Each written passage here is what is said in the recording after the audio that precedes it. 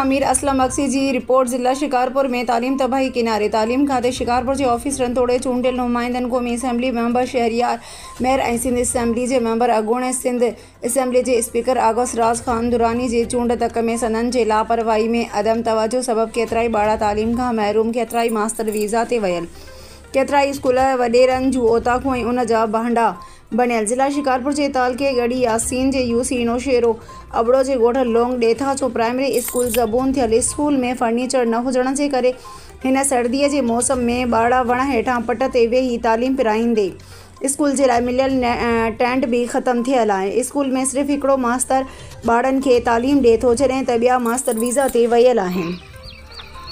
इन जदीद दौर में भी ये हालत लगी पई आहे। टेंट भी उजड़ियल आहे।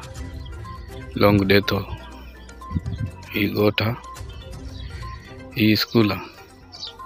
स्कूल की हालत ही आहे, सॼो ज़बून लगो पियो आहे। अस्सलाम ही नंढड़ा ॿार इन जदीद दौर में भी इहा हालत लगी पई आहे। ये असांजे गोठ की हालत आहे। नुमाइंदा अचनि था, पंहिंजो पेट भरी हलिया था वञनि। ही वेचारो टीचर आहे, हर रोज़ ड्यूटी ते ईंदो आहे। ही ज़बून थियल स्कूल। हिन जदीद दौर में, टेक्नोलॉजी दौर में ये हालत आहे। ॿार ही इन जो टेंट आहे, टेंट भी उजड़ियल।